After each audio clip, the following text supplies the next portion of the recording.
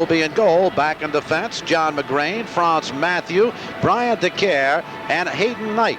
While in the midfield area, it'll be Brian Quinn, Tony Towers, and Fran O'Brien. Up front, Thompson, Usian, Alan Willie, and Vosmeyer. So that's the starting lineup. Robert Vosmeyer getting moved to a forward position, a position that Eddie Fermani says he can play. Jan Van Beveren in goal for the Fort Lauderdale Strikers. Jan Van Beveren having an off season for him, a goals against average, which has dropped way down to 2.25. He's had only 3 shutouts. Bob Rigby in goal on the other side with a goals against of 1.24, and we are underway. Montreal in the white uniform for Fort Lauderdale. Alexander Zotmarie has the ball and feeds it ahead to number 6, Tom Rongen. This is number 24, Bobby Belaytho. Fort Lauderdale players a little upset at the fact that they felt Montreal poured it on a little too much last time they were here in a 6-2 victory, weren't it? Well, that can surely upset anyone, and they've got a number of excuses tonight, both sides do, if they do walk off as losers. The referee tonight is David Socia, the linesman Dilbo Di Placido, and Bill Baumeister. And Socia, who fared so well while over in the World Cup in Spain and brought a lot of prestige to the NASL. Well, he's going to have his hands full tonight, Spencer. Both these teams are psyched. It's the first game of the playoff, the most important one. Ball in play. Brian Quinn has it now for Montreal. Kept in play by Tom Rongen of Fort Lauderdale. The rain has stopped, and the field, due to a Zamboni and a tarp that was kept on it earlier in the day, seems to be in pretty good playing condition, Warren. It seems a little bit better than what we witnessed here a couple of weeks ago against Toronto. That was a tough one. Ray Hudson put it over the line. Speaking of tough times, Hudson most definitely had a lot of them during the past month or two. Fran O'Brien, premier player, workhorse, great work rate, and a fine midfielder. He's the playmaker, and this is Bob Rigby, who was a teammate of yours for a year, wasn't he, Werner, with the Cosmos? A 10, 11-year veteran in the NASL. Yeah, moved around quite a bit, Spencer, and one of the teams he was with the Cosmos when I was there. Back in 1976. Elsewhere tonight, the North American Soccer League playoffs are continuing with 3 games in progress as we watch Colin Fowles keep it in play and get it over to Tom Rongen, and Fort Lauderdale just clears the ball out, and back to midfield it comes. 3 games tonight in the North American Soccer League. The New York Cosmos are at home against Tulsa. That game is already underway.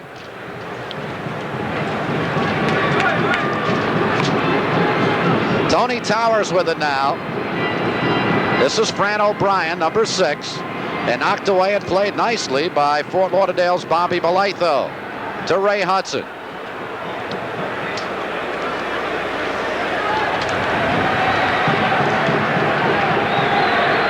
This is Franz Matthew. And it's played by Fort Lauderdale's Brian Kidd. Ray Hudson with it. Getting it over to Holzenbein. Holzenbein had an off year last season in his first year with Fort Lauderdale. All sorts of nagging injuries, blisters on his feet. But a lot of people in Fort Lauderdale think that this man, Bert Holzenbein, was the #1 most consistent player for Fort Lauderdale this year.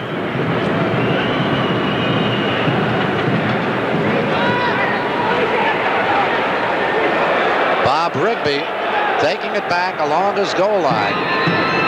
Got to be a little careful when you get back there. Brian DeCare tipped it back to him, and that field just is not 100%. It can be a very scary situation. We know from having done the game here before, Spencer, that it gets very tricky in the back, and any ball put to the goalkeeper has the danger of slipping out of his hands, so they have to be very careful. Fort Lauderdale looking to move on the attack. Montreal has not mounted any sort of an offense thus far, and we've played nearly 4 minutes. We have 41 minutes remaining in the first half of play. This is Hayden Knight for Montreal.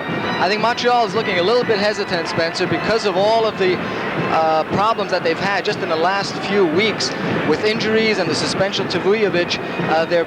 They're putting out a somewhat different team than they had expected to. And of course, coming into the playoffs, one of the most important things is that you want to get the best team that you have available. And they don't have that team out there. Losing Andrew Parkinson. Parkinson really came on in the final stages of the season, finished up with 8 goals and 6 assists. When we were here 2 weeks ago, he had only 3 goals and 1 assist. So he really got hot in the closing stages, and then Sunday lost with a broken collarbone. Well, he seemed like one of those players that came on very strong at the end, and of course, that type of player is very difficult to compensate for in the playoffs. This is Brian Quinn, number 14, to Franz Matthew. Hayden Knight, number 17 for Montreal. As they move forward, the cross, Colin Fowles gets his head on it. Baba Light, though, goes for it. Hayden Knight wins the ball and gets it over to Franny O'Brien. O'Brien will try and keep it into play, put it in front, and cleared back by Fort Lauderdale. Rongan comes up with it, tries to get it over to Hudson. Brian Kidd has it now to Hudson as we have played 5 minutes. And here is Bronco Segota streaking in. Johnny McGrain stays right with him. Remember, Segota gives to Kidd, and a good save by Bob Rigby. In last year's playoffs, Segota came to life. 11 goals in 6 games, his first playoff series, and he's the second all-time leading goal scorer in NASL playoffs. Definitely a money player, Spencer. He's the type of guy who can come up very big when games are the most important. But we saw one situation there, that pass to Brian Kidd coming up through the middle. Kidd totally unmarked as we have a foul here going against Fort Lauderdale. Goes against Tom Rongan, number 6. The blonde Dutchman, 25 years of age. And Hayden Knight will put it into play. Marquette University, played a couple of years for Edmonton. Good long kick, comes right into the box. Alan Woolley goes for it. Kept in play by Vossmeyer. Back out to Hayden Knight, and Knight again tries the left foot cross. Good dummy play out in front. And Edie Kirshner watches it go over the line. Good opportunity for Montreal. The USA Cable Network bringing you the North American Soccer League playoffs. We're scoreless. We'll have more in just a moment.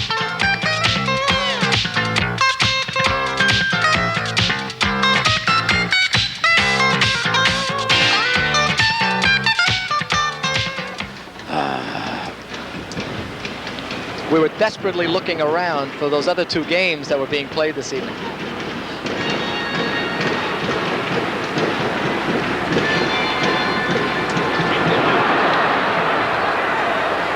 Which one did you mention, Spencer? You just mentioned the Cosmos Tulsa? I'll get it right in. I didn't have those games, the other games in my hand more.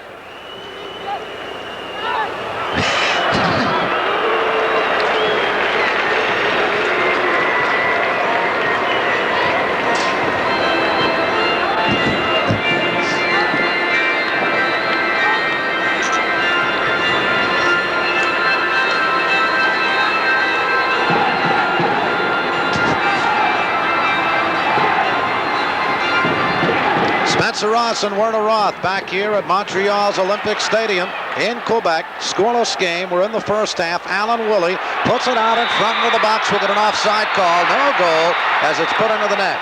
No goal as Tony Towers put it home for Franz Matthew put it home. Forget about it. An offside call goes against Montreal. Hayden Knight could be the key in this game. Knight just crossing the ball beautifully, and of course Franz Matthew is a man who you have to watch all the time. Definitely. The only thing that kept that ball from bringing Montreal 1-0 up was Thomas Usian being offsides at the far end, but definitely Knight has very good speed and he utilizes it, and the Fort Lauderdale team had better keep an eye on him. Long goal kick by Jan van Beveren. Franz Matthew chases along with Brian Kidd. And Matthew very nicely keeps it into play to Brian Quinn, who returns now to Matthew. To Thompson, Usian. And Usian puts it back into the Fort Lauderdale end. This telecast presented by authority of the NASL, intended solely for the private non-commercial use of our audience. Any publication, reproduction, retransmission, or other use of the pictures, descriptions, and accounts of this match without the express written consent of the North American Soccer League is prohibited. We have played 8.5 minutes here in Montreal, and we have a scoreless game, threatening skies, but the rain has stopped. The rain has stopped, and I think it's a good sign for both these teams because they have the ability to play well. We haven't seen much of it so far, but I think it's an indication of how important this first game in the playoffs really is. They're a little bit nervous, and it might take them a few minutes to settle down. Fort Lauderdale trying to clear it out, and Eddie Kirshner going for it, along with Alexander Zotmarie. There is Kirshner. Tomorrow night, USA Network cameras will be at County Stadium in Milwaukee as Oakland's Rickey Henderson tries to tie and surpass the base stealing record of Lou Brock. Henderson just one short of the record as the A's go up against the hard-hitting Brewers. Game 2 follows as the Detroit Tigers take on the Seattle Mariners, and it all begins at 8:30 p.m. Eastern, 5:30 Pacific, right here on the USA Cable Network. Right here, we've got the North American Soccer League playoffs for you. We're scoreless in the first half of play, and a foul goes against the Fort Lauderdale Strikers. Brian Kidd picking it up. Kidd then picking up Franz Matthew. See Matthew holding his head as Franz collided with Brian Kidd in that play. Matthew, I think, can be a key in this Montreal defense. We know from the games that we've covered with him that, and especially against Toronto last week, when he went out of the game, that the Montreal defense totally fell apart. So he's a key back there, and he had a bad ankle, and we'll see if it's bothering him in this game. And a money player, a champion, a man who was one of the keys, one of the definite keys to Chicago's winning the Soccer Bowl last season. And came over to Montreal in a trade for Gordon Hill. Both these teams, as we had mentioned, Spencer, aren't playing at full strength due to injuries and suspensions. But I think if you look at them, Fort Lauderdale is definitely at an advantage because of their bench. Montreal has 2 very young players on the bench and Neguera, the goalkeeper. But the 2 field players only have 5 or 6 games between them. So we'll have to see. Any injuries to Montreal could be very devastating. Well, as you said, Teddy, for Monty, he's got to do a juggling act tonight. You lose people like Parkinson and Vujovic. Holzenbein keeps it in play, gets it over to Bolitho. Comes back over to Tom Rongen. We have 34 minutes remaining in the first half. We're scoreless. Eddie Kirshner with it. Kirshner in his first year with the Strikers. He's moved back to sweeper earlier in the year in the 1-0 victory over Montreal. He played sweeper, and the last couple of games of the season he's played the sweeper position. In those 3 games, Fort Lauderdale's given up only 2 goals. We look at the Fort Lauderdale bench. Eckhart Krausen pointing his hand out onto the field. Well, that move back of Eddie Kirshner into the sweeper position has worked out very well for Fort Lauderdale so far. 2 very big men in the middle with Zotmarie and Eddie Kirshner right down the middle. Very difficult for the opponent to penetrate. Brian DeCare with the ball, getting it over to Thompson Usian. Usian has great speed, and the ball knocked over the line, and it'll be put into play by Montreal. Usian, number 10. Bryant Quinn, number 14, to Franz Matthew. Good anticipation by Ray Hudson. Flips it on the wing on the left side over to Bronco Segota, 30 yards away. Segota trying to move on McGrain. Good defensive move by McGrain. Segota stays with him, though. Off a deflection, it's in! Deflected in off a long shot. Let's see. Do we have an offside call? I believe we do, and Ray Hudson is irate on the opposite side of the field. It will take the goal away from the Fort Lauderdale Strikers. That was a shot from about 26, 27 yards by Brian Kidd, and Ray Hudson was in position to get the deflection, put it into the goal, and we see here on the replay, the ball's in the back of the net. We didn't see what Ray Hudson's position was, but the referee did call it offsides, and the linesman on the other end of the field, who was in good position, had his flag up almost immediately. So the offside call nullifies the goal, and Brian DeCare has it now for Montreal. One of the things we've been seeing in a Fort Lauderdale attack is that Bronco Segota has been keeping the ball quite a bit. He had opportunities to pass to Ray Hudson on that attacking play, but elected to keep it. Here is Hudson again. Brian Kidd to Hudson. A bad ball taken away by Thompson Usian, who drops it off for Franz Matthew. Hudson apparently over his dispute. A twofold dispute between him and Coach Eckhart Krausen. Hudson lost his captaincy, sat on the bench for a while. Hudson is back now, and this Fort Lauderdale team, if they want to go places, as you feel they can in these playoffs, they need number 4. Well, they're my team. I picked them to be in a final with the Cosmos. I think they do have the players, Spencer, but that kind of personality clash that Ray Hudson had and the kind of infighting that the team seems to have gone through in the middle of the season can hurt them. We're still scoreless here, and we have 31 minutes remaining in the first half of play as Ray Hudson comes forward. Johnny McGrain is right with him. Well, Fort Lauderdale has definitely taken up the attack with Ray Hudson coming up from midfield. Good sliding tackle there by Franz Matthew, and Fran O'Brien moves forward, tries to feed it to Vosmeyer, and Rangan drops it back to Van Beveren. For our local systems, let's pause now. You're watching the NASL playoffs right here on the USA Cable Network.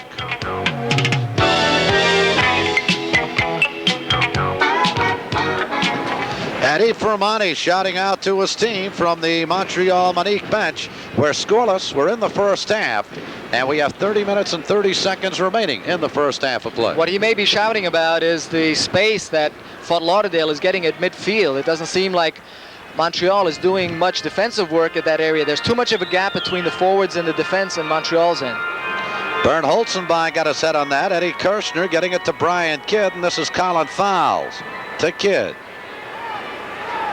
Fort Lauderdale controlling the ball at both ends of the field. They're using the space very well, and it's an indication that they're working very hard, and possibly that Montreal isn't playing as tight a defensive marking game as Eddie Fermani would like. Fran O'Brien picked up that foul, taking Tom Rangan's legs out from underneath, and there you look at Rangan, number 6.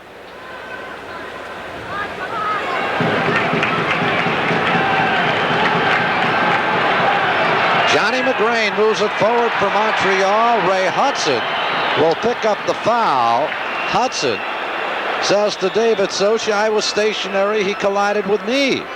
But not so, says Mr. Socha. Referee Socha, he's right on the ball. You notice how he gets physically into position after he makes his call as quickly as possible. Doesn't allow the player to really retaliate in case he would attempt it. So a free kick coming up here for Montreal. 30 minutes, 29 minutes remaining in the first half of play. Scoreless game, opening game of the NASL playoffs. The change that Eddie Fermani made for Vujovic is Robin Vosmeyer up front. So Vosmeyer will be playing an attacking midfield position. Here is Tony Towers with a shot. It sails wide. Vosmeyer wears number 7. Tony Towers number 8, the man who took the shot. And it'll be put into play by the Fort Lauderdale strikers. There you see Ray Hudson shouting to his teams, telling him to quiet down, to concentrate. He'll be our guest at halftime on the Scholastic Sports Academy, talking about the midfield position that he knows so very well, but definitely a midfield leader for this Fort Lauderdale team. You stay tuned for that, a preview of an upcoming Scholastic Sports Academy show that you can see this weekend right here on the USA Cable Network. Here is Bernd Holzenbein now for Fort Lauderdale. Good move. The cross into the box. Franz Matthew is there to loft it high into the air. But we got a foul, an offside call. Check it. It's another offside. Fort Lauderdale is attacking very quickly, and those long passes up front. Brian Kidd getting caught a little bit behind the Montreal defense. Bob Rigby, broken with Philadelphia in 1973. Played a couple of years there. Went to the Cosmos, then to Los Angeles, then back to Philadelphia. When that franchise moved to Montreal, he came along. He's traveled some miles in this league. And this Montreal team, between Rigby and Victor Noguera, their other goalkeeper, they gave up the least goals in the North American Soccer League, 43. Contrast that with Fort Lauderdale. They gave up 74 during the regular season. I think it also tells you something about their defense, Spencer. Fort Lauderdale, of course, having a great deal of problems during the middle of the season with their defense and providing a lot of goals. Here we see a Fort Lauderdale player who's down. I can't really make out who it is. So we've got an injured Fort Lauderdale player on the field. It is Eddie Kirshner with a score 0-0. We'll return to Montreal right after this.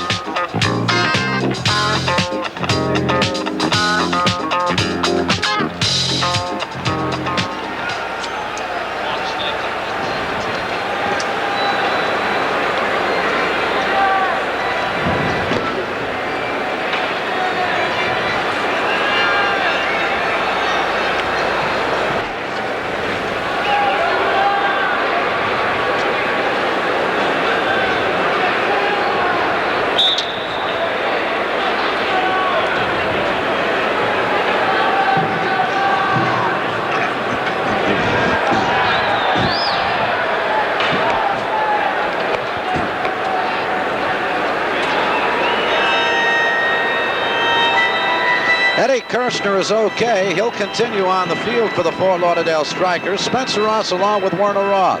And we have 26.5 minutes remaining in the scoreless first half. Game number 1 of the North American Soccer League's opening round of the 1982 playoffs. Best 2 of 3 series. 0-0. This is Vossmeyer, number 7.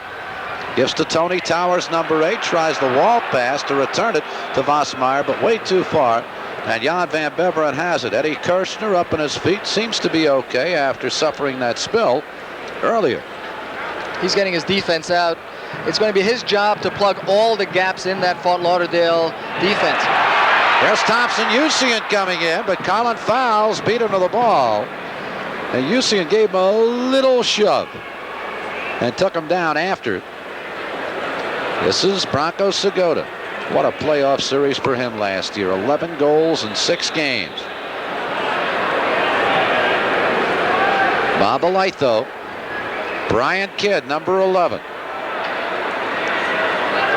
Franz Matthew anticipates so well. Comes up with the ball, and it's a 5-man rush for Montreal. To Usian, cut off by Colin Fowles. So you can see both teams, Spencer, bringing their defenders up when the opportunity presents itself. In that particular series, Zat Marie from Fort Lauderdale bring the ball all the way up and then having it taken away by Mathieu, who then counterattacks. So we're going to see, I think, an up and down end-to-end game tonight. Well, thus far, it has been Fort Lauderdale doing most of the attacking. Montreal has had its problems coming out on the attack. But Fort Lauderdale, with all its attacking, really has not come close. They did have a goal taken away on an offside call and a deflection by Ray Hudson. But basically, with all their attacking, they're not putting too much of the fear into Bob Ribney. They've been getting around the penalty area, but they haven't been able to penetrate the Montreal defense. And right now, we have 24.5 minutes remaining in the first half of play. We're still scoreless. And Fran O'Brien, number 6, puts it into play on the free kick. Eddie Kirshner goes, but Alan Woolley was there in the white shirt. Comes to Branko Segota, number 20. And John McGray now for Montreal. Vossmeyer knocked away from him, played by Kirshner, and Kirshner just lofts it back into the Montreal end. It's still somewhat of a sloppy game. You see they concentrate mostly as we look at Eddie Firmani here. But a few harsh words for the refereeing so far, especially his game last week. He asked you to come back, didn't he, tonight? He needed some players. Didn't he ask you to put a uniform on, Werner? Well, I told him I never play in rain anymore. You could still do it, Wern. You could mock a Branko Segota. No comment, eh? I like it better up here with you, Spencer. That foul goes against Usian of Montreal. Fort Lauderdale will put it into play. David Socia, the referee. A good look at Thompson Usian. 6 feet, 165 pounds, from Nigeria. Played his college soccer at Appalachian State. But scored 7 goals in a collegiate game. Montreal on the attack. A bad ball comes back out to Hayden Knight. Knight, number 17. Bobby Belitho stays right with him. And it's put over the line. We'll get our first corner kick of the game. Bob Belitho, good defensive move there. Kept Hayden Knight all the way on the outside. And Knight with his speed can be very dangerous. But Belitho just kept him going until it went over the end line. Fran O'Brien will try the corner for Montreal. Scoreless midway through the first half. Alan Woolley was there. And that foul will go against Montreal. Brian DeCare picks up the infraction. And it'll be a goal kick coming up for Fort Lauderdale. We're exactly midway through the first half, 22.5 minutes. Jan van Beveren, who was the number 1 keeper in the North American Soccer League last year, and this year, far from that, and a lot of reasons for it. I think one of the main reasons, number 3, John Pott, was not on the lineup all season long. Played his first game of the season over the weekend at groin surgery, and Pott is on a substitutes role tonight. And he makes a big difference back there for them. Well, I think they just had a problem in closing gaps in the back, and definitely John Pott was a big asset to the Fort Lauderdale defense, and a goalkeeper can get used to a player, but not to that degree. They had a number of problems. I think it was just defensively, often they didn't cover their people. Brian Quinn, this is Usian. Colin Fowles went for him. Crowd calling for a foul on Fowles. But actually, Usian just slipped down himself. Here's Brian Quinn out in front. Kick, save, and a beauty. by Jan Van Beveren as Usian just came in for that rebound and just flicked it on, and Van Beveren kind of falling backward just got his leg out and made the great save. Here you see the shot inside that was put on goal by Usian, and Van Beveren was just able to get the ball off the line and put it out of danger, but very dangerous. And that play started with Eddie Kirshner, whom we've been saying has been doing such a great job in the last few weeks, miskicking that ball. Might have been because of the slippery conditions, but he miskicked that ball to Alan Willie. And Jan Van Beveren, you could see he was completely off balance and just said a prayer and just got his leg out and booted it away. I think the Fort Lauderdale also thought that he might be offsides, but no flag went up from the linesman and no call, and Usian had a free shot on goal. Here is Hayden Knight, number 17 for Montreal, cleared back out by Kirshner. And that foul goes against Brian Quinn, number 14 for Montreal. David Sosha really playing this game very tight. He's calling almost every infraction. Thus far, 7 fouls on Fort Lauderdale, 5 on Montreal. Each team has had 2 shots. Each keeper has come up with 1 save. For our local systems, we'll pause now. You're watching the NASL playoffs on the USA Cable Network.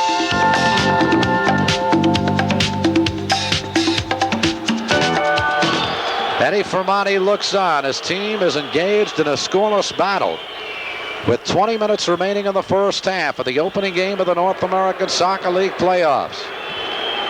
Shot sails way high off the foot of Bronco Segota, and he'll fire from anywhere on the field anytime. Well, with that kind of a shot, there's no reason not to, and very often you can catch goalkeepers off guard, and with the ball being wet, as it most likely is, it can be dangerous. Johnny McGrain moves it forward to Tony Towers now for Montreal. Ray Hudson anticipating nicely. This is Hudson. Bernd Holzenbein to Brian Kidd.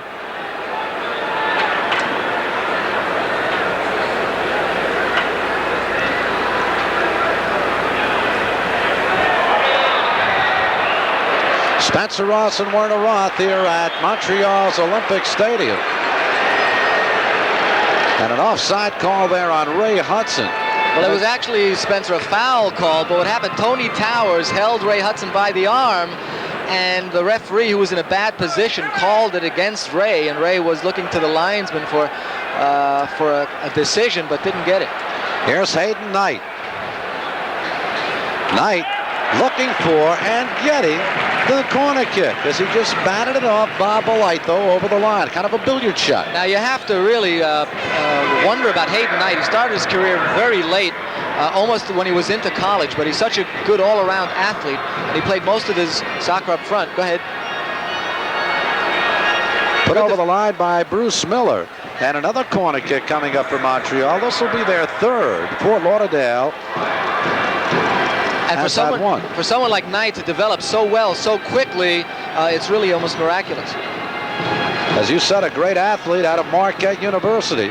Here's Fran O'Brien with the corner. Van Beveren looked for it. That's put in by DeCare. Jan Van Beveren leaped up in the air, tried to bat it away, and flying in was Brian DeCare to head it home. And the 23-year-old Canadian has given Montreal a 1-0 lead. Well, DeCare, who may have won Rookie of the Year honors with this particular play, came up all the way from his defensive position. You see Van Beveren sort of trying to volley the ball, and DeCare behind Zat Marie gets up over him and puts the ball away. See, Van Beveren couldn't get to it, and Eddie Kirshner couldn't get to it either, but DeCare, right man in the right place, puts it away. There he is, number 26, Brian DeCare, his first point of the 1982 season. And a big one it is, as he gives Montreal a 1-0 lead with 17 minutes remaining in the first half. Now, we were talking about the great height advantage that Zat Marie and Eddie Kirshner having it back, both of them 6'2", but Brian DeCare at 6'3", maybe it was that little extra inch, Spencer, that helped him get over Eddie Kirshner, and a beautiful header. And you'll notice that he went over the ball and headed the ball down just to make sure it would go on goal. Beautiful play. Well, Van Beveren came over, and that's just an awkward place for a goalkeeper to be in trying to stop a corner. Well, I'd have to say that Van Beveren should have got to it. It was inside the 6-yard box, and that should be a goalkeeper's area. Here's Hudson keeping it alive for Fort Lauderdale, but DeCare with a good defensive play. Holzenbein loses to Vosmeyer and then tackles it away from Vosmeyer. Comes over to Rongen, and now Brian Kidd has it. And Rongen fouled on the play by a combination of Brian Quinn and Tony Vosmeyer. And Bernd Holzenbein will put it into play. Holzenbein and Vosmeyer colliding. Now watch what happens when Rongen goes for the ball. In that situation, both players, but here we see Vosmeyer pushing off the Montreal player. And play continues live here with Colin Fowles coming forward for Fort Lauderdale, putting it ahead of DeCare, and it's put over the line by Hayden Knight. We'll get a corner kick coming up here for Fort Lauderdale. 15 minutes and 30 seconds left in the first half. A look at Hayden Knight. His team out in front by a score of 1-0. And Ray Hudson will set up the corner kick. We saw Fort Lauderdale take up the attack early on, but Montreal going against the grain and coming up with an early goal, and I think a very important one, Spencer. Big goal indeed in a playoff game against Fort Lauderdale, a team that gives up a lot of goals. Good defensive play by Fran O'Brien. Headed out by Franz Matthew. Segota gets his head on it. Out in front, Hudson, goal! Let's see. It's offside again. Offside again. On the other side. His flag up after the ball was passed. Hudson definitely a few yards offside. So Ray Hudson has had 2 goals nullified this evening on offside calls. And not the kind of calls really that you're going to launch protests against. They were both offsides indefinitely. But it shows that they're getting into goal-scoring positions, which is the start of putting the ball in the back of the net. You've got to be in a position to do that. 14 minutes and 20 seconds left in the first half. Montreal 1, Fort Lauderdale nothing. 27-1, the time of the goal by DeCare. Fran O'Brien coming up with the assist. And we'll get a throw-in coming up for Montreal as it goes over the touchline. That's Franz Matthew, number 2. His playoff experience has to help this Montreal team. Reading the Montreal papers, of course, everybody's optimistic when you come into the playoffs. They talk with belief that they can do it. You have to. You have to come into these playoffs believing that you have a good shot at it and putting that across on the field as well as off. Here's Alexander Zotmarie getting his head on it. Ray Hudson bicycling it back over to Brian Kidd. But when you talk about playoff experience, Spencer, of course, Fort Lauderdale has been in the playoffs all 6 years of their existence. So you have a number of players on that team that go back a long way. Eddie Kirshner definitely pushing off, stepping in front of Robert Vosmeyer and picking up the foul. Harris Kirshner, number 17 for Fort Lauderdale. Fran O'Brien coming by him. Kirshner, who's played so well all season long for Fort Lauderdale. That shows you the kind of juggling both these teams had to do. Kirshner, who of course in 80 and 81 played for Edmonton, and he was the leading scorer for them both those years, and there he is playing sweeper. And the man they brought him in to replace because he was going to the World Cup, Nani Kubias. Kubias now out with an injury, and still Kirshner is not playing up in a forward position. He wound up the season, did Kirshner, the regular season, with a pretty good total of 5 goals and 8 assists. We're in Montreal, 1-0 in favor of Manic, and we'll be right back.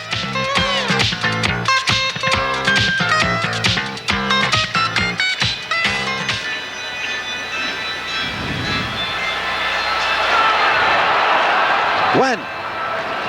The 10th frame.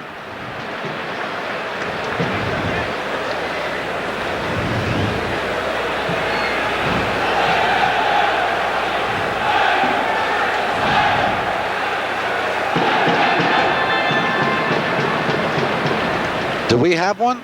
No. But that question was for us. Hey, Marty. Marty, could you give me a drink? Yeah, please.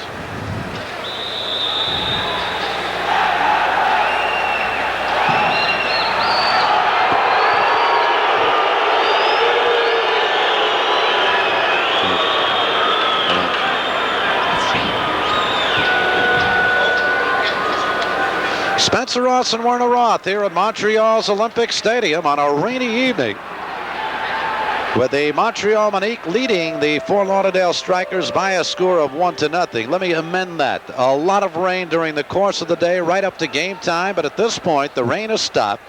The field is a little wet. They kept it covered very nicely throughout the afternoon. The problem, and then they used the Zamboni machine to scoop up a lot of the water, and the field in pretty good playing condition. There is Brian Quinn, who earlier picked up a yellow card for an infraction while we were away. David Sosha calling this game very closely. A lot of pressure on for both teams. Here's Hayden Knight. Tony Towers to Fran O'Brien, number 6.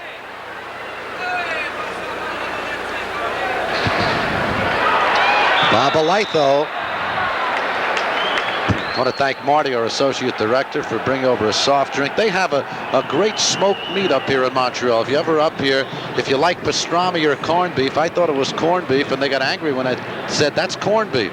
They call it smoked meat, and it's kind of like corned beef, and it's just filled with hundreds of peppers.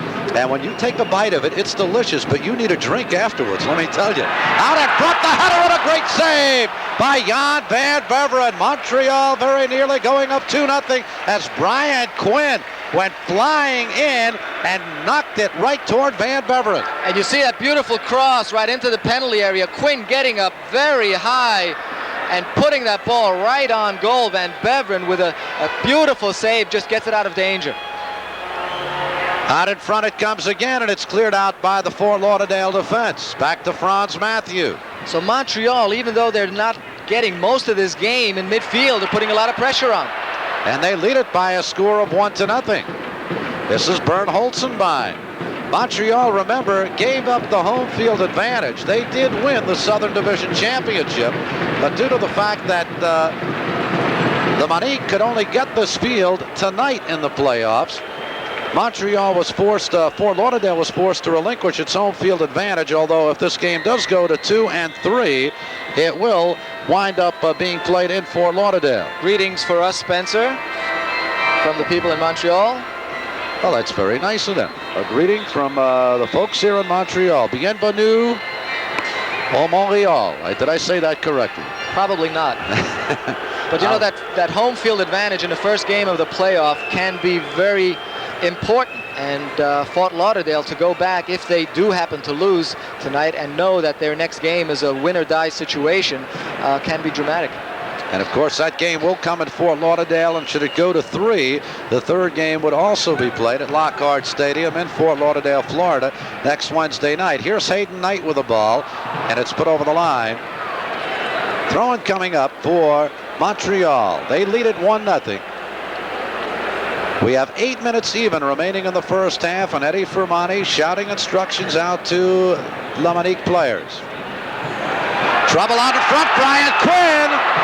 Quinn got his foot on the ball, couldn't get much on it. He's still out there, puts it in front again, and it's put over the line by Alexander Zotmarie. Well, it was Eddie Kirshner again with a little bit of hesitation and not attacking the ball, and it bounced over his head, and Brian Quinn was there to try to put it away. And here we have a foul that was called. So instead of having a corner kick for Montreal, we have a foul for Fort Lauderdale. But again, Kirshner hesitating just a little bit, and Montreal took advantage.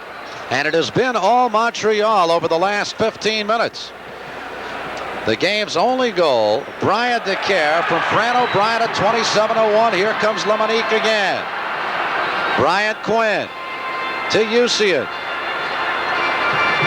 Franz Matthew. Matthew just slipped down, but very nicely got it back to Vossmeyer. To Matthew again, Rongen with him. This is Vossmeyer. Good ball to Fran O'Brien in the box. He loses control. Miller intercepts and gets it over to Tom Rongen. Well, Montreal is starting to play a little bit. You saw a beautiful give and go between Vossmeyer and O'Brien, and then O'Brien on the edge of that box, sort of slipping the ball behind him to himself. Montreal on the attack again. Fran O'Brien to Matthew, but Franz put it over the line. So it'll be a goal kick coming up for Fort Lauderdale. For our local systems, we'll pause now. You're watching the NASL playoffs on the USA Cable Network.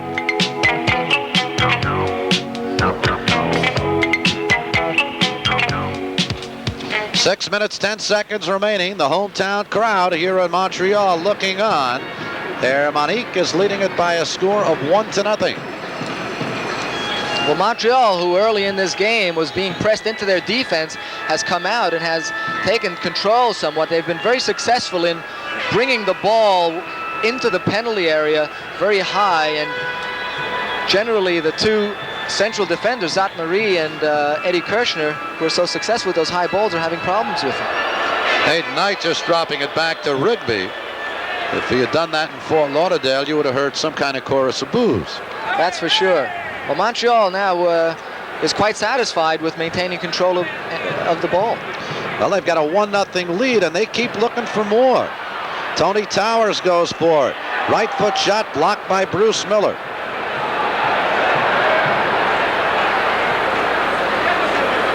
Miller and Ray Hudson with the ball now for Fort Lauderdale. Spencer Ross and Werner Roth at Montreal's Olympic Stadium here in the USA Cable Network, the NASL playoffs. And here's Franz Matthew with a good steal.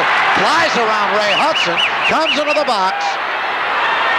Another good move, tries to put it in front. Zat Marie puts it over the line. It'll be a corner kick, and this crowd with a big round of applause for number 2, Franz Matthew. Well, you can see how dangerous a player of his ability can be coming up from the defense. You saw a beautiful move going around Ray Hudson and taking the ball to the end line and trying to bring it in. It was only Zat Marie coming over to cover who put it out of danger. Back live on the corner. It comes back to 35-yard line.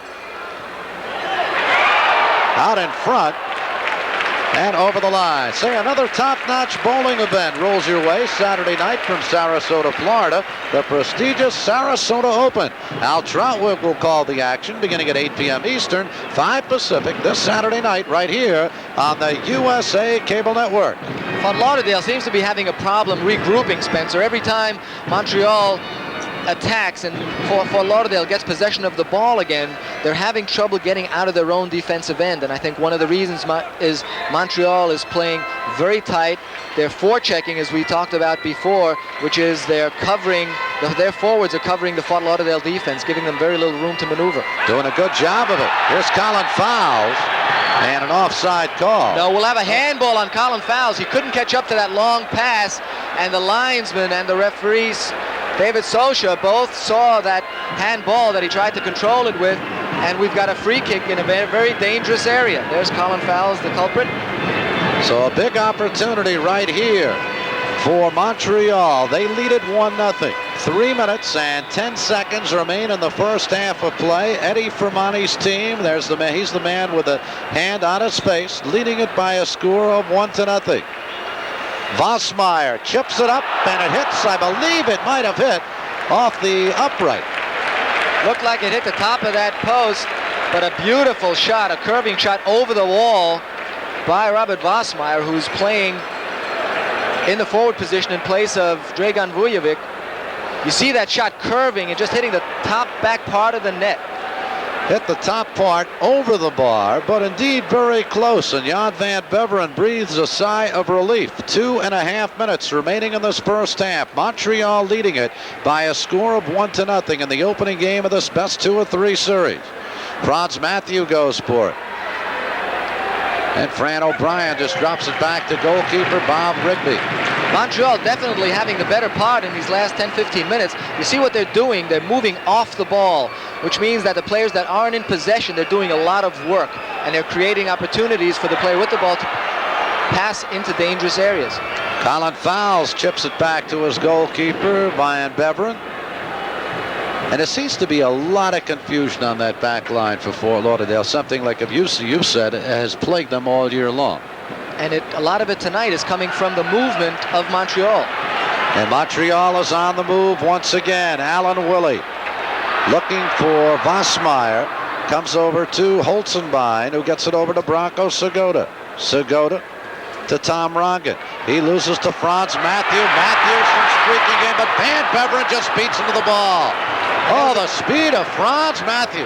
And a beautiful move by Robert Vossmeyer, who was coming up towards Matthew and just got out of his way with a little fake, and Matthew just kept on going. And Matthew is just going and going. He isn't stopping. Right there, he took Brian Kidd down with some good aggressive play. Well, the effectiveness of the Montreal defense can really be seen by the fact that Bronco Sakota and Brian Kidd haven't been in the game these last 10-15 minutes.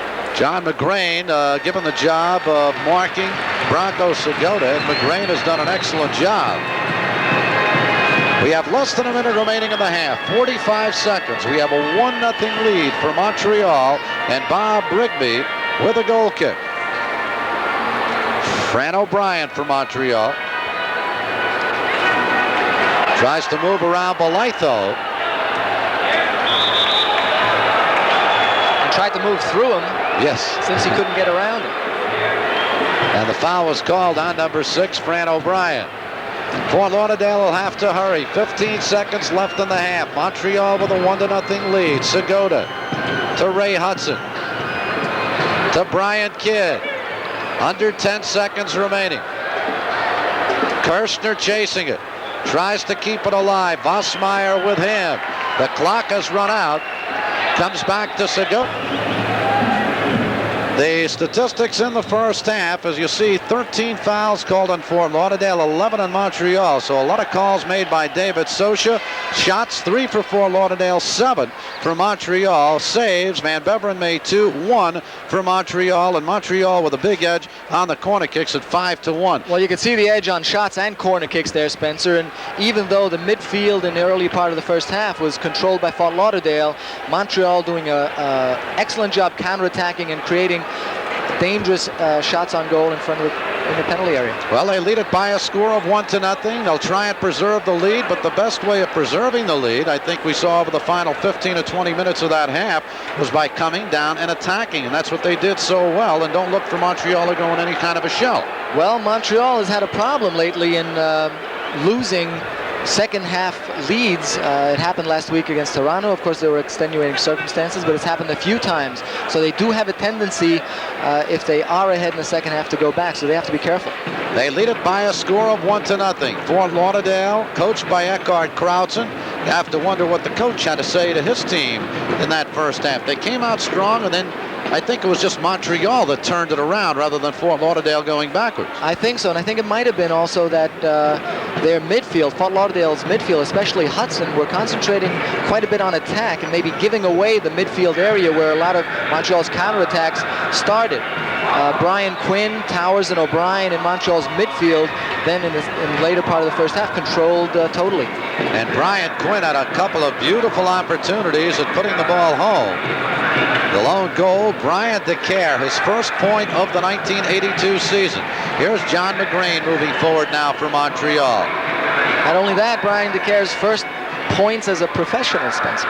It's got to be a thrill. Oh, he's come up with it in a playoff game. Here's Franz Matthew. He was the key, though, in the first half. Number 2 for Montreal. Aggressively all over the field. Great speed. Coming up with the 50-50 balls. Fantastic timing, and as you look at Rangan, Fort Lauderdale waiting for the throw-in, but the timing of Franz Matthew that is really effective. As Fort Lauderdale is attacking, he intercepts the play and then goes on a quick counterattacks. Fort Lauderdale still having trouble getting out of their own end. Montreal forechecking them very well. Here's Bronco Segota. Tony Towers moves it back to midfield. One other game to report on thus far in the North American Soccer League playoffs. In the second half now, the Tulsa Roughnecks and the New York Cosmos are scoreless, 0-0 at Giant Stadium in East Rutherford, New Jersey. And of course, with that score, every minute that the game goes on, more and more pressure on the Cosmos, who of course the overwhelming favorite in this game. Here is Blytho with the ball, knocked away by Alan Willie. Colin Fowles goes for it. There you see the forwards of Montreal giving the defenders of Fort Lauderdale problems and moving out of their own zone. And they're covering very well for each other. Montreal is. The midfield as well as the defense there. If one of the players is caught up front, another player comes in and covers. But this is still going to be a long half, and Fort Lauderdale definitely has the talent to get it all together. We have played 3 minutes in the second half of play. Montreal still holding on to that 1-0 lead on the goal by Brian DeCare. Eckhart Krautzen, closest to us, seated on the Fort Lauderdale bench. And they'll take that frown for being caused by the score. If they're up 4-1, he looks the same. That's Eckhart. He looks the same all the time. But I'm sure he's a bit disappointed with the blow against that home field advantage after going and winning the Southern Division Championship. Having to play the first game away can be a difficult pill to swallow. Here's Vosmeyer getting it over to John McGrain, who tries to move around Rangan, 35 yards away, drops it for Bob Vosmeyer. Over to Tony Towers. This is Franz Matthew. Knocked down by Bruce Miller, but Matthew wins the ball. Here's Usian. I see Usian coming back, not getting the ball up front for a couple of minutes, then he comes back into the midfield and changes places with the midfield player and creates, again, confusion on the Fort Lauderdale defense. How did Toronto pop up? Well, we were here a couple of weeks ago, and we saw Toronto come from behind and beat this Montreal team. That's something that Fort Lauderdale has to do tonight. They've got to get the ball, though. And the ball in this second half thus far has belonged to the white-shirted Montreal Manic. Here's Fran O'Brien. Montreal's doing very well in starting their attacking plays with their back line. And their midfield is doing very well in continuing the play. They're playing a very tight game. The team, all 10 players are very close together. And right now, Fort Lauderdale looking even more and more disorganized.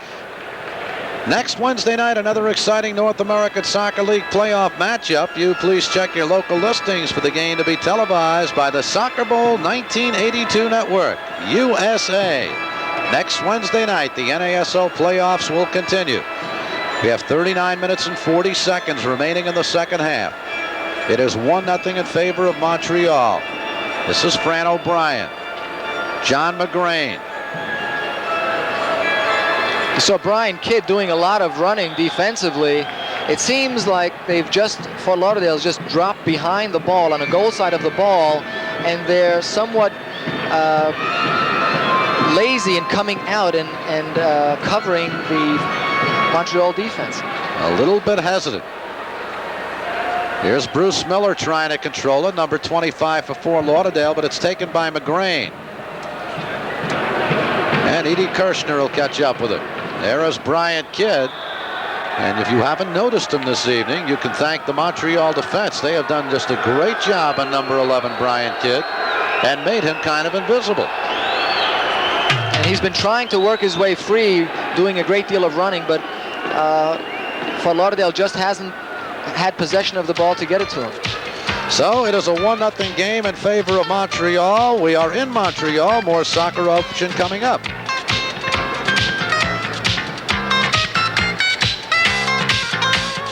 Okay, let's forget it. Okay, I know. I understand. All right? I have.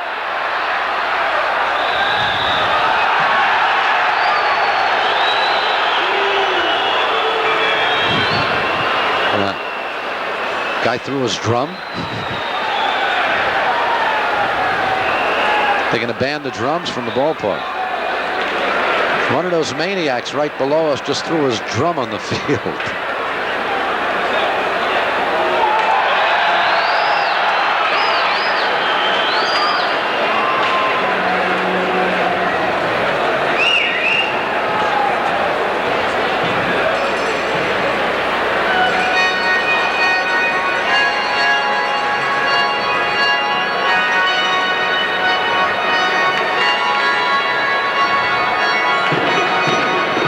Taking a look at a contingent of Montreal fans. They come to all the games here. Baseball, football, soccer, and they let off smoke bombs. This gentleman here wants his drum back. He didn't like a call while we were away, and he threw his drum out into the field. I don't think he's going to get it back. Go speak to management, fella. I think they'll wait until after the game to give him his drum back. Yes, price of the ticket does not allow you to throw a drum on the field, young man. Wasn't such a young man anyway. Here's Tony Towers with the ball for Montreal. Looking for Brian Quinn. Gets his head on it. Willie with a shot and the save by Van Beveren. Brian Quinn has been finding himself in the right place at the right time, and he nearly set up Willie right there. He's doing a lot of work. You'll see him get to this ball, this high ball, and bring it in right to Willie's feet, who tries to continue it on goal, but Van Beveren had an easy time collecting it. Back live, Brian DeCare with the ball, but a foul has been called against Montreal, and for the first time, I would say in about 4 minutes, the ball is now down at the Montreal end of the field. I think Fort Lauderdale is looking to settle down. They play these first few minutes very defensively. They're trying to get control. Well, they've got to. They are trailing it by a score of 1-0. 32 minutes remaining in the game. Here is Rigby. Rigby getting up well. You see him confronted there by Branko Zagoda, and he just throws it over to his defender. But Branko just that wasn't a foul. He just stopped Rigby from advancing the ball. Good give and go. Vossmeyer to McGrain. Here's Usian. Looking for Quinn, gets the shot off, but a save by Van Beveren. You see, defensively, Fort Lauderdale is being turned around by Montreal. That means they keep looking over their shoulders to get the ball, which is a good attacking stance that Montreal is taking. They're changing the sides of the field on their attacks, and players like Usian on that play are finding themselves free in back of the defense. Here's Tom Ronga now for Fort Lauderdale. He lost it over the line himself. Robert Vossmeyer in the lineup tonight with Parkinson out, with Vujovic out of the lineup. And this Montreal team looks good. Good move by Alan Woolley around Zotmarie. Tried to line up the left foot shot and couldn't get much on it. Fort Lauderdale has the ball. Bernd Holtzen by the dangerous Alan Woolley. And we got an update on that score from Giant Stadium in East Rutherford, New Jersey. The Cosmos have now taken a 1-0 lead over the Tulsa Roughnecks in the second half of play. Game 2 of that series will be played at Tulsa. Should a third game be necessary, back at Giant Stadium next Wednesday night. And a good look at Johnny McGrain, a 29-year-old Canadian who represented Canada in the '76 Olympics. Montreal with a 1-0 lead. We have played nearly 56 minutes. 35 minutes approximately remaining in the second half. Here's Brian Kidd.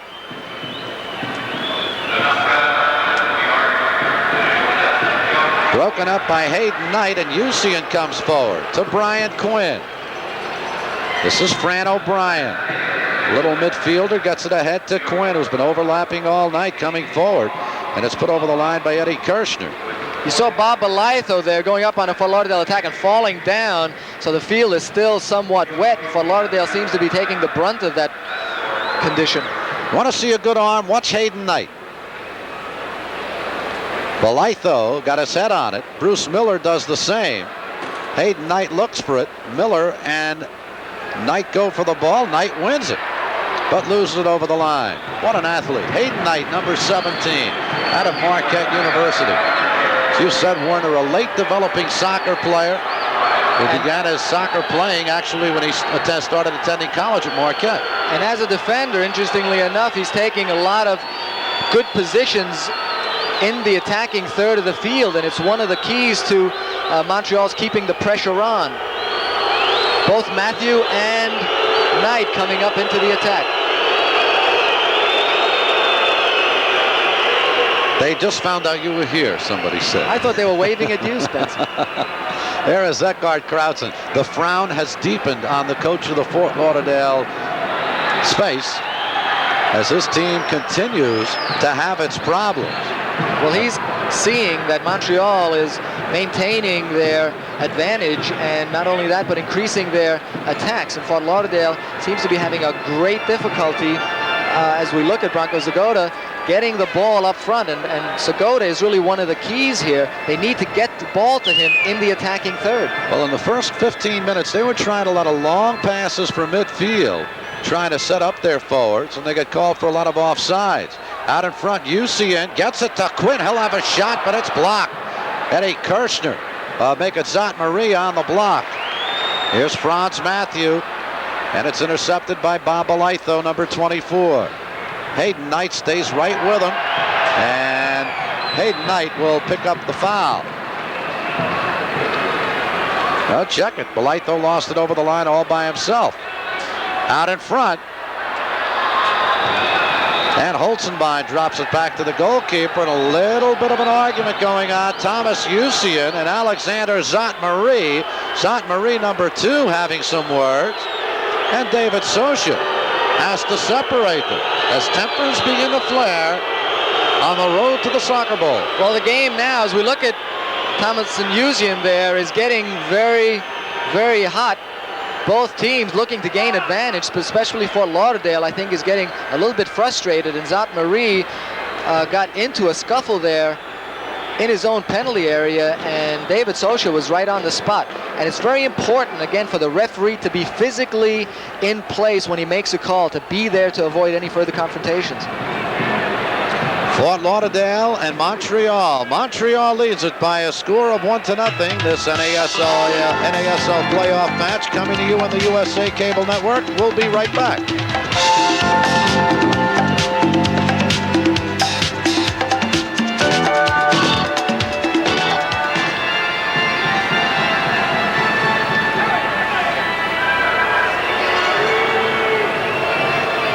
No substitutes here.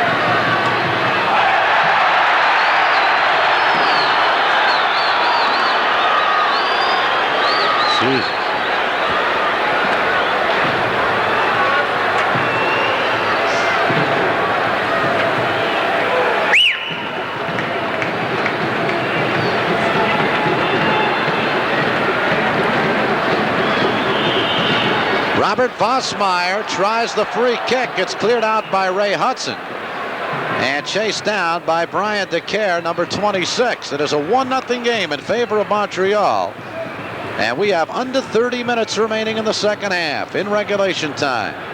See again, Montreal keeping Fort Lauderdale pressed into their own defensive third just by sheer work rate. They're just working very hard. Here's Fran O'Brien. The shot by Usian sails wide. Fran O'Brien trying to set up Thompson Usian. And once again, Montreal continues on the attack, and as long as they continue to do so, Fort Lauderdale cannot even have an opportunity at getting that tying goal. Montreal is very successful in bringing the attacking players and overlapping so that the players are coming from behind the ball, running into position, and they're playing that aspect of it very well. Rigby comes out of his net, but DeCare gets it ahead to Johnny McGrain. Good anticipation by Ray Hudson, but Tom Ronget, but he was unable to keep it in play, and it'll be another throw-in for Montreal. When players run into position, Spencer, from behind the ball into attacking positions, and they get the ball on the run, it's very difficult to defend against that because the players are already at a certain speed, and it's hard for the defense to keep up with them. We've got 28 minutes remaining in the second half, and Bob Rigby with the ball. Rigby, who had a goals against average during the regular season of 1.24, but did not qualify among the league leaders because of lack of playing minutes. Victor Noguera was second in the league, right behind the leading goalkeeper, Tino Lettieri of Vancouver. 1/100th of a percentage point behind. This is Alexander Zot Marie. Fort Lauderdale trying to come up with an equalizer. They're trailing 1-0. Bernd Holzenbein trying to get it to Ray Hudson. See how tightly Ray Hudson was being marked by Tony Towers in midfield. Montreal's midfield and defense, as well as the forward line, are working very hard defensively as well. It makes it extremely difficult. Branko Segota lost it. Vosmeyer, the man who made it happen, and Vosmeyer comes forward as Willie moves toward the net. Willie charges through, and Zot Marie comes up with the ball. That attack was started in midfield by John McGrain with a beautiful play. As you look at Alan Willie coming back into position, and Montreal found themselves 3-on-2, but a good defensive play by Zat-Marie kept that attack from finishing with a shot on goal. We speak of Vosmeyer perhaps like he is a rookie. He is far from that. He is a 31-year-old Dutch national who had a great career going for himself in Holland, but an Achilles tendon injury set his career back. But he has all the tools and all the ability, and he's come off the bench tonight and played very well for Montreal. Here's Bruce Miller moving forward now for the Fort Lauderdale Strikers. That'll be an offside call on Ray Hudson. Offsides number 5 on the Strikers, only 1 called against Montreal. Well, you can see the defensive strategy of Montreal as we look at Ray Hudson coming back into midfield is to try to stay as far out of their defensive third as possible, and it's catching Fort Lauderdale offsides quite a bit. Ray Hudson, who started the season as the captain of the Strikers, was stripped of his captaincy. Goalkeeper Jan van Beveren now the captain. There was some words between Coach Croutzen and Hudson sat out a few games. He has come back, though, and played extremely well. Here's Brian Quinn. Speaking of someone playing extremely well, Van Beveren will have to go up, but he leaps high as Yusuyan was coming in looking for the header. Here's Hayden Knight to Franz Matthew.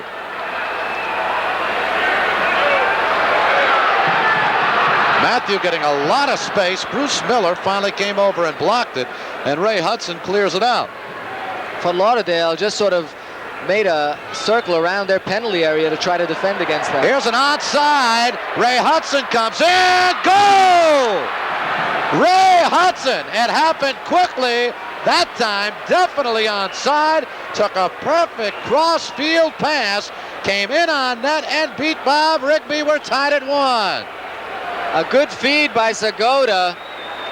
Caught the defense off guard. Just split the Montreal defense, and you see Ray Hudson there all alone.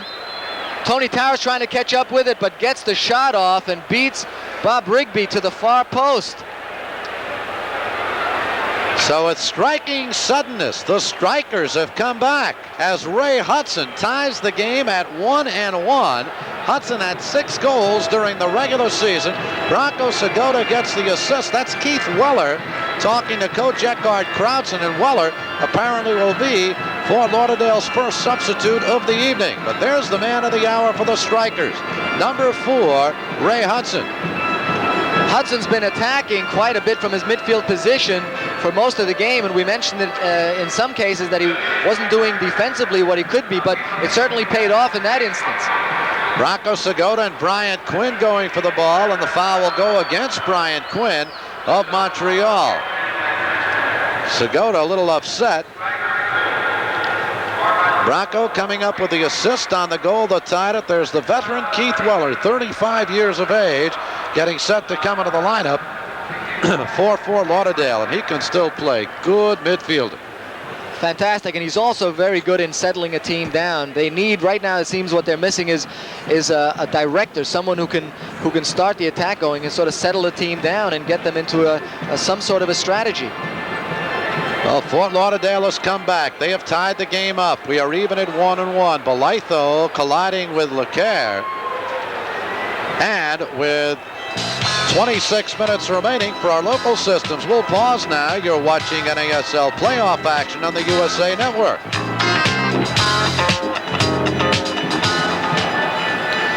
The Fort Lauderdale Striker bench as they get set to make their first substitution of the evening. This game all even at 1-1. Well, they might hold off on that substitution for a little bit since that goal by Hudson. Fort Lauderdale seems to be back in the swing of things. Here's Colin Fowles coming in. Brian DeCare comes over to cut him off, and Franz Matthew saves the ball from going over the end line. Fowles slow in getting up. You got time to adjust your sock later, fella. Come back and play. You need a rest for a second, don't you, in this game? You take every opportunity, Spencer. That was a long run by Fowles, a 50-yard run into that penalty area, and then knocked down by Matthew.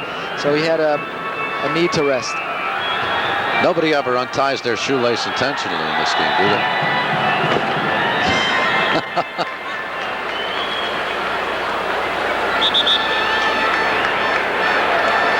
Spencer Ross and Werner Roth back here in Montreal, a 1-1 game.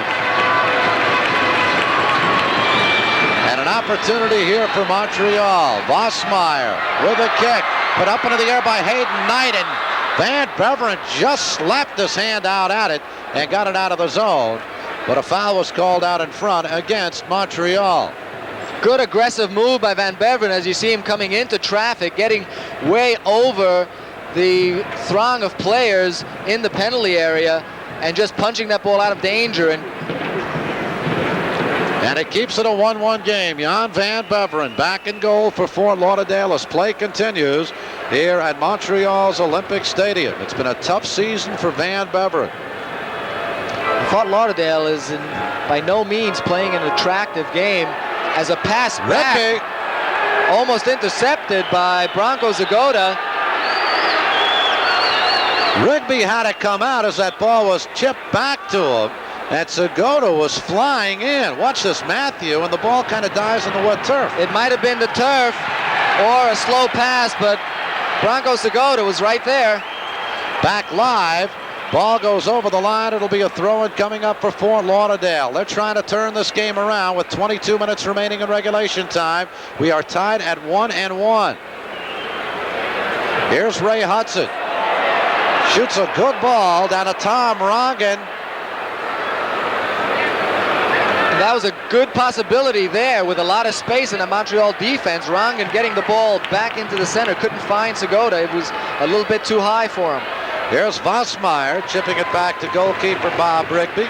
Fort Lauderdale slowly but surely is turning this game around after coming up with the equalizer. Well, I think it's more Montreal sort of slackening off in their defense and midfield and throwing a lot of players up in the attack. They need to stabilize if they want to maintain that lead, or which they already lost, but just to maintain the pressure.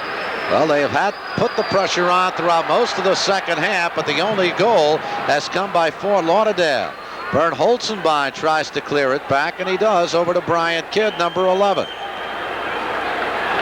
That's Tom Rongen, the Hudson, to Kidd. Zagota.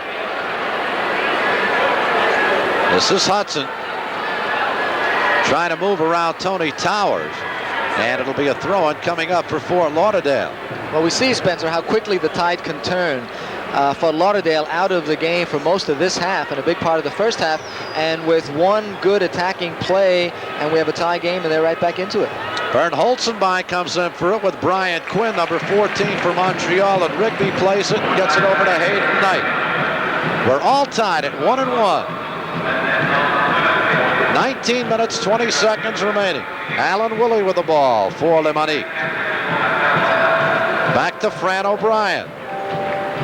Interesting. 1-1 game. Montreal moving forward so well, and suddenly they're moving back. Well, Montreal has been very effective in keeping their team close together, and Fort Lauderdale has been basically spread out. And I think what's happening is Montreal is spreading their team out and letting Fort Lauderdale get back into it. Well, here comes Montreal once again. Fran O'Brien. And it'll be a throw-in coming up for Le Manic. It is 1-1 here.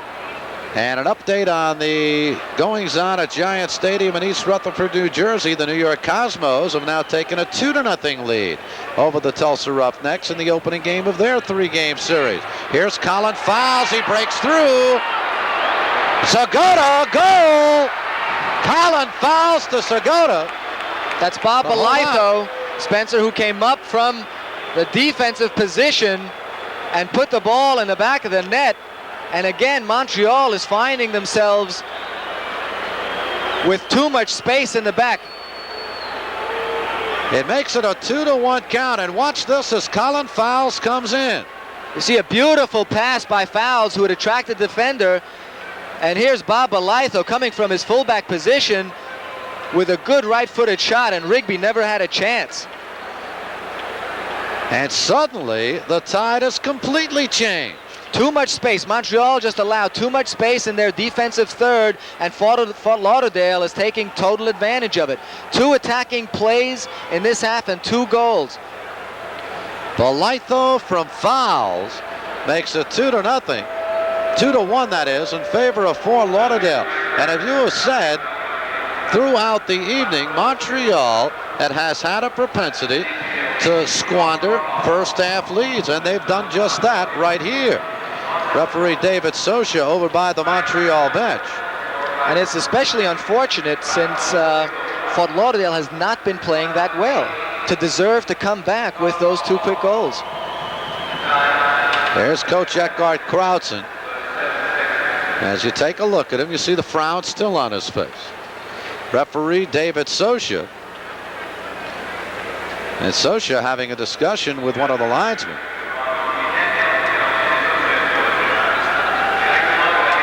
He may have been directing him somewhat in how he wants to be signaled for certain infractions.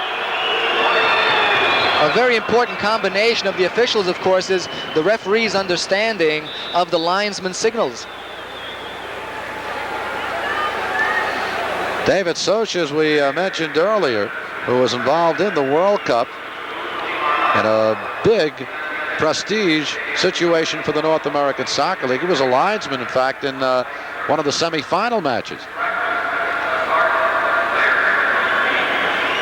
And a fine official, David Sosha. Right here, we've got a 2-1 game as Fort Lauderdale has come from behind on goals here in the second half by Hudson and Balaito. Both goals, one from a midfielder, Hudson, the second from the defender, Balaito, an indication that the strikers aren't that much into the game, as we see a shot by Branko Zagoda from about 25 yards. Well, it has turned around and turned around completely. 2-1 game. Bob Rigby will put it into play. Gets it over to Franz Matthew, and Rigby having his problems now. Well, they were just 2, 3 very few attacks being created by Fort Lauderdale. They've just been very effective in taking advantage of it. And now we'll see what Fort Lauderdale elects to do. As you've said, they have not had too many attacks, but they do have a lead with 18 minutes remaining. Fort Lauderdale leads 2-1. More after this.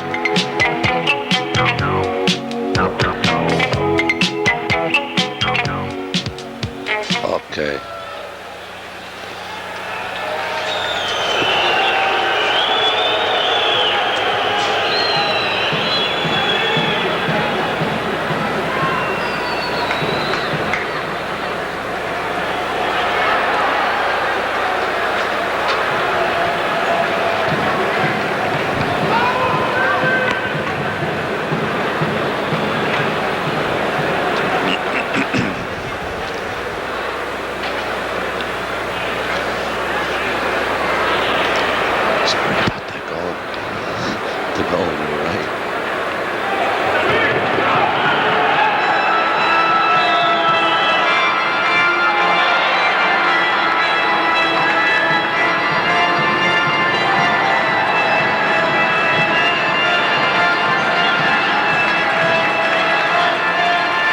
Spencer Ross and Werner Roth here at Montreal's Olympic Stadium. 16 minutes remaining. Fort Lauderdale with 2 goals here in the second half. They've taken a 2-1 lead over Montreal.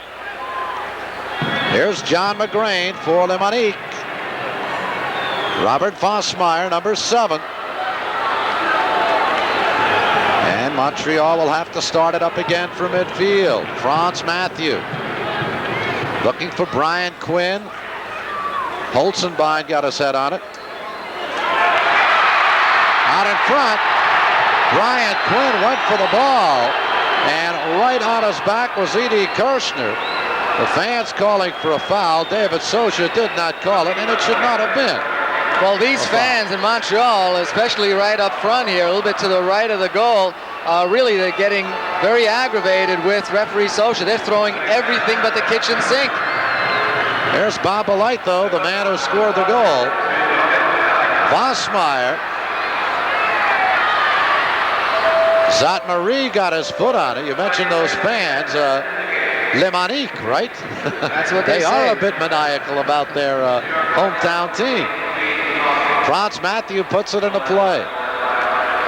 And there's an offside. That's something that shouldn't happen that often. A throw-in by Matthew. And Hayden Knight headed the ball right back to him. Of course, Matthew was offside because he didn't come out from past the defense. Right now the pressure is on Montreal. Updating that Cosmo Roughneck score once again. It was scoreless at halftime. It is now 3-0 in favor of the New York Cosmos, so they appear on their way to a victory in the first game of their best-of-3 series. Goals by Canalia, Bogicevic, and Cabañas. Cabañas scores every game. He seems to. What a team. They're very difficult to hold. 8 goals in 7 games for 21-year-old Roberto Cabañas.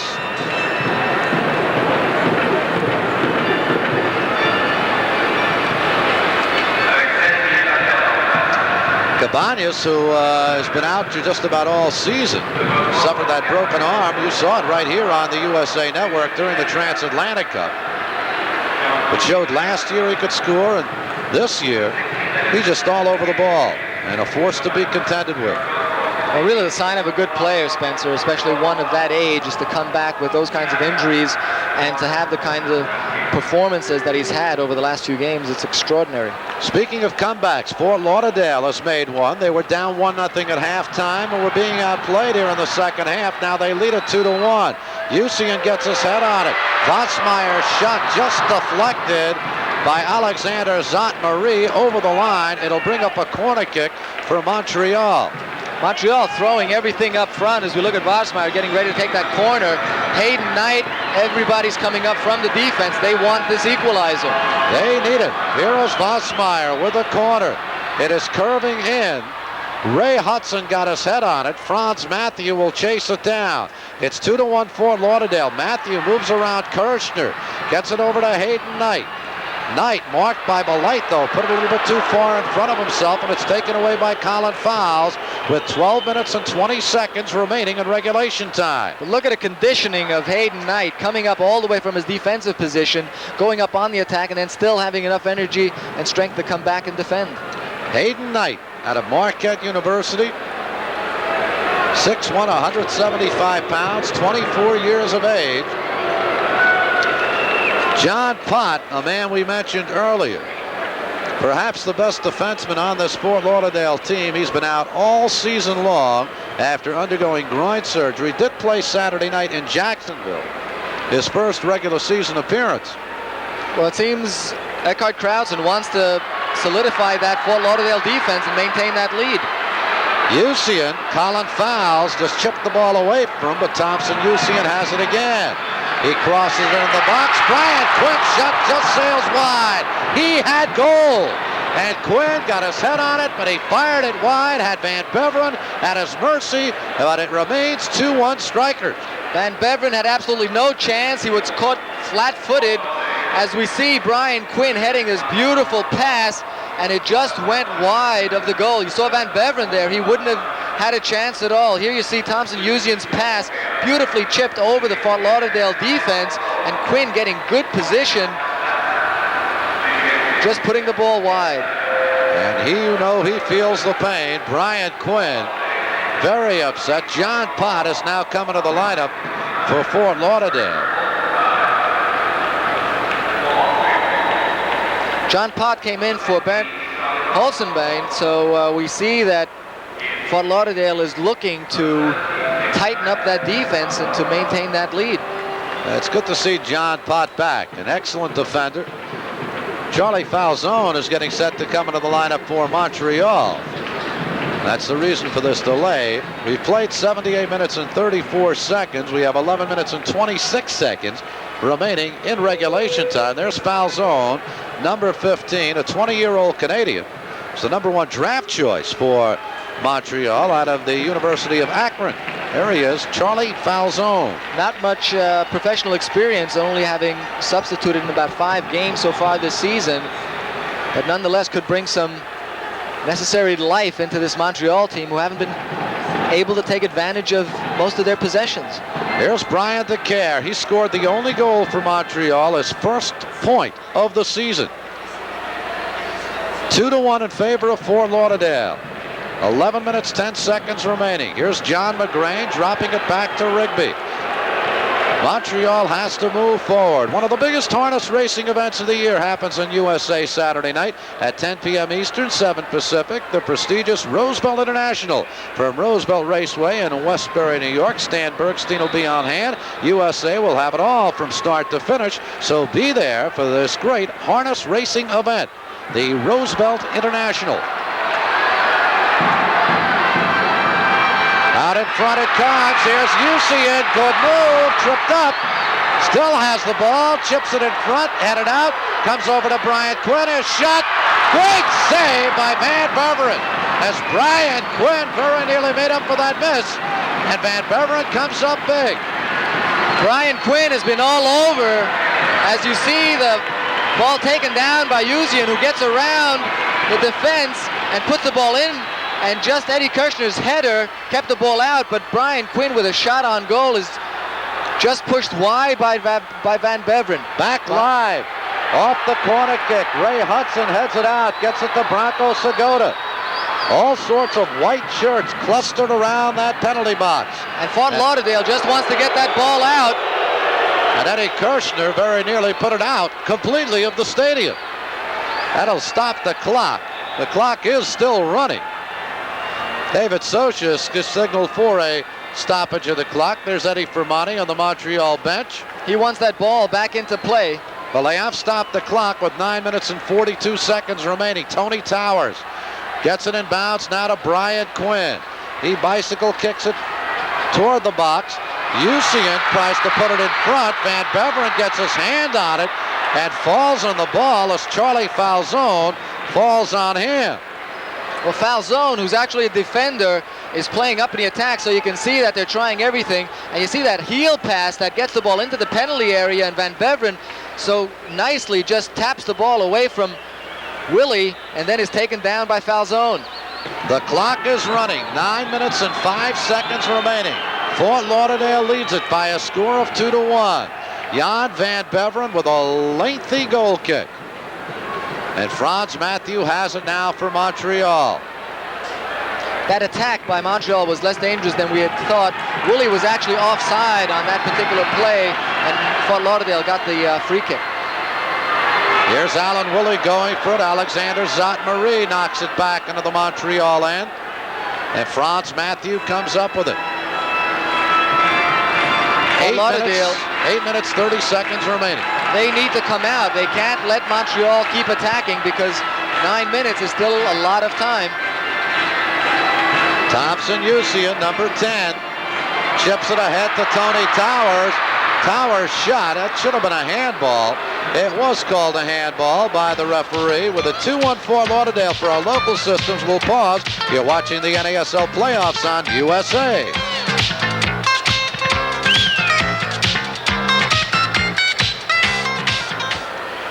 The clock is running. 8 minutes remains. Fort Lauderdale 2, Montreal 1. Brian DeCare scored in the first half for Montreal. Ray Hudson and Bob Belaytho here in the second half on virtually breakaways by the Fort Lauderdale team to take a 2-1 lead. Totally, Spencer. Montreal just allowed too much space. As you look at Ray Hudson, just allowed too much space in their defensive third, and Fort Lauderdale was able to take advantage of it. Well, Fort Lauderdale has called a timeout. Ray Hudson has gone to the sidelines, and Keith Weller's going to come into the lineup to take his place. Well, Ray Hudson has done so much work in this game, playing at midfield but going up front quite a bit.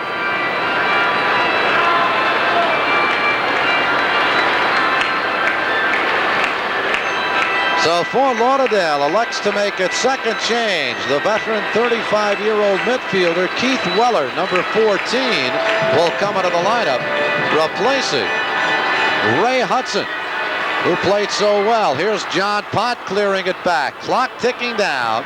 7 minutes, 20 seconds remaining. Franz Mathieu for Montreal. Brian Quinn. Quinn shot sails wide. It'll be a goal kick coming up for the Fort Lauderdale Strikers. Here's Ray Hudson on the bench. The Tennis Legends Championship final round comes your way Sunday night here on USA. Rod Laver and Fred Stolle meet in the final singles match with Laver and Ken Rosewall facing Mark Cox and Tom Ocker in the final doubles competition. And it all happens from Los Angeles Sunday night at 7 Eastern, 4 Pacific, right here on the USA Cable Network. Rod Laver's got to be in his 40s, late 40s right now, 44 years old. He can still serve a ball as well as he ever did, and it's a joy to watch. You watch it this weekend. The legends go to work here on the USA Cable Network. 2-1 game here. Fort Lauderdale out in front. You have to give Montreal a lot of credit, Spencer. Even with all the disadvantages coming into this game, they've played a beautiful, controlled game. They've created a lot of attacks. They just haven't been able to take advantage as much as they would like. Here is Alan Woolley. Fran O'Brien got it to Brian Quinn. O'Brien had the shot, elected not to take it. McGrain puts it high up in the air. Van Beveren is there as Fran O'Brien comes flying toward him. With under 6 minutes remaining, 5 minutes and 50 seconds left in regulation time, a 2-1 lead for the Fort Lauderdale Strikers. They're continuing keeping the pressure on, and it's just Fort Lauderdale seems to be getting the break so far this half. All the bounces, all the 50-50 balls are going to Fort Lauderdale. Here's Brian Quinn to Tony Towers. Usian got his head on it. Tom Rongen, Colin Fowles. And John Pott unable to save it. It'll mean another corner kick coming up for Montreal. 5 minutes, 20 seconds remaining in regulation time. Fort Lauderdale leading it by a score of 2-1. They're going to get that ball back quickly as the clock is ticking away as we take a look at the Fort Lauderdale striker bench. Tony Towers will set up the corner kick. And Fort Lauderdale is still struggling defensively. They still aren't as organized as they would like to be, and Montreal is continuously dangerous. Here is Towers with the corner. And Bronco Segota just loops one into the Montreal end. And Rigby lofts it back. Charlie Falzone to Fran O'Brien. 4.5 minutes remaining. Tony Towers. Belitho, who right now has the game winner, number 24, clears it back. And it'll be a throw-in coming up for Montreal with 4 minutes remaining in the game. It's called desperation defense, is what Fort Lauderdale is playing. Kills a little time, too. All they're trying to do is, you look at Bob Belitho, who's had a good game at right back. All they're trying to do is just get that ball out. And they really need to try to get it under some sort of control because Montreal is continuously putting pressure on it. They can be dangerous. Eddie Kirshner will set up the free kick for Fort Lauderdale. 3 minutes, 50 seconds remaining. Brian DeCare watches it sail over his head, and Rigby has it. It's almost like watching the tennis game already, Spencer. Yeah, you set up that long goal kick. That's really a 50-50 ball, and you stand to lose it just as much as you stand to gain it. But right now, the important thing for Montreal is to get the ball down into that penalty area. Here's Tony Towers trying to do just that. Out in front it comes. Van Beveren dives for it. It goes over the line. David Socha signals for a corner kick, and that's what it's going to be. And O'Brien, what a chance he had. That long cross was taken down by O'Brien right in his path, and he just couldn't put it into the net. You see, it just goes wide, and a corner kick given to Montreal. And off the corner kick, play continues. Out in front, Eddie Kirshner gets his head on it. And we'll get a foul, and it's going to go against Fort Lauderdale. 2 minutes and 40 seconds remaining in regulation time. David Socha stopped the clock. Well, Fort Lauderdale now is trying to go for time. Every second helps, and David Socha, as we look at Eddie Firmani, wondering whether he's going to get that equalizer this late in the game. Tony Towers and Bosmeyer line up over the ball. That's Bosmeyer. He came close earlier, looped it over the wall. They've got to give him 10 yards. He just chips it into the box, out in front. Goal! Goofy and a beauty!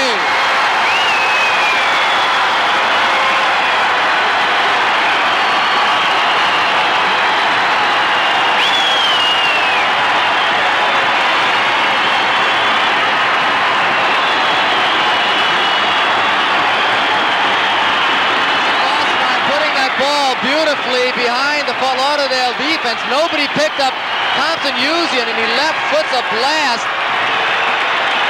Montreal's looking for the offsides on that play, but no way, as you see Usian coming out of the pack of defenders.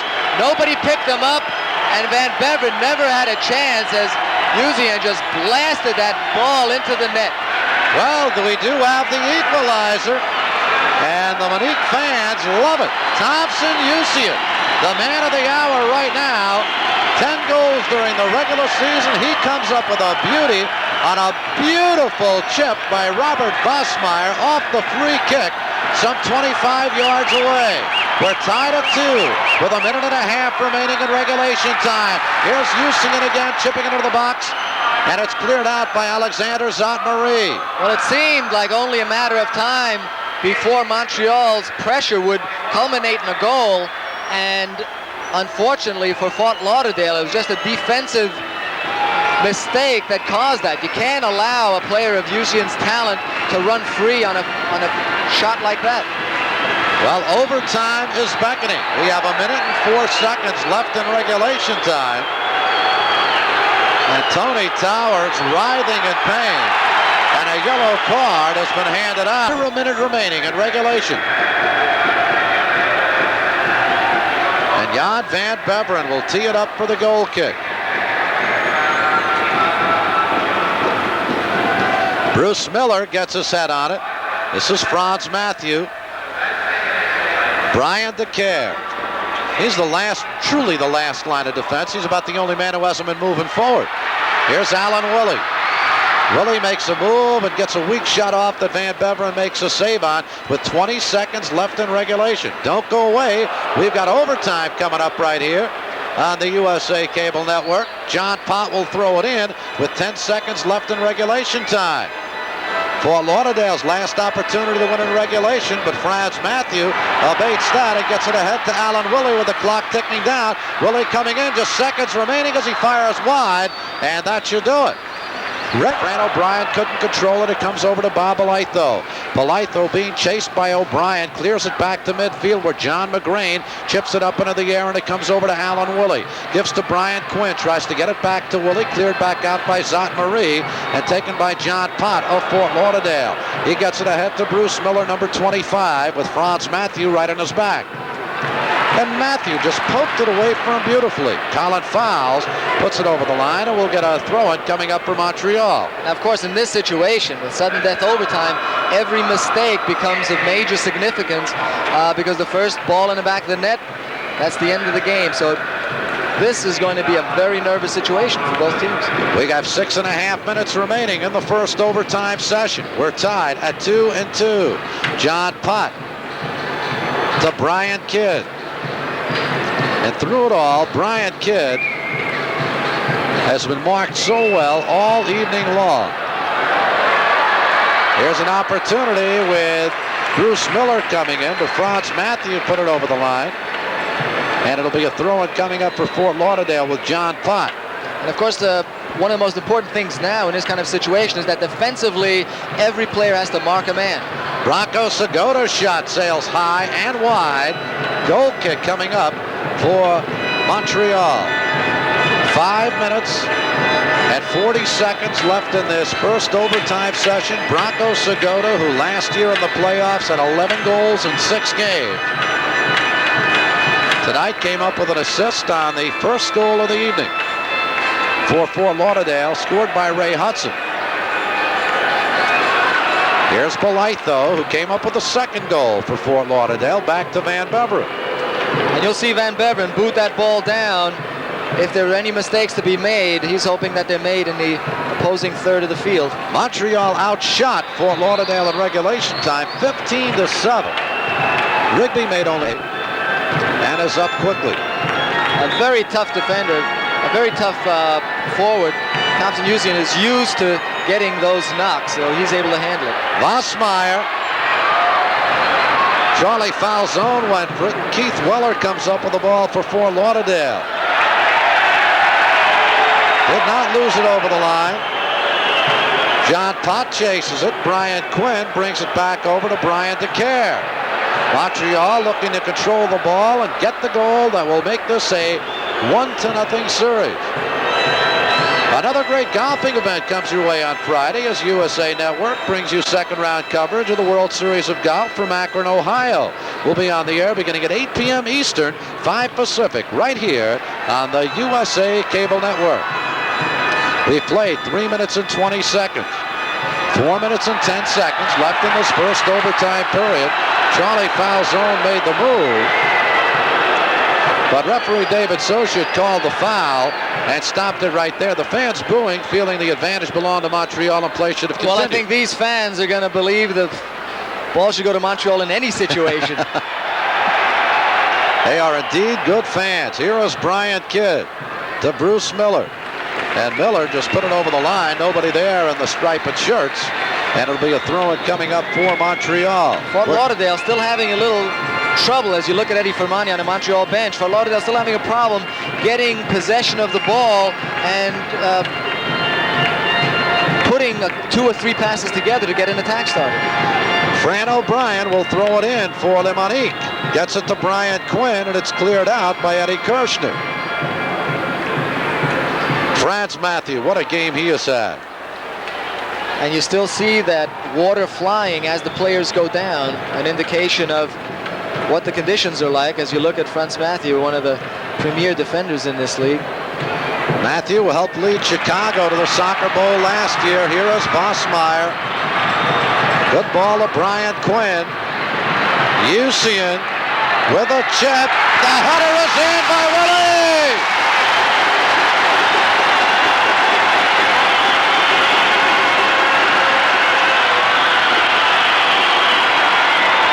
Usian to Willie. Montreal has come from behind and won it in overtime by a score of 3-2, and they're going wild. And it's the play that's been getting Fort Lauderdale into trouble all night long. Montreal with a long cross by Usian there, getting the defense to turn around, and Alan Willie, a beautiful header past Van Beveren, who could do nothing about it. Here you see the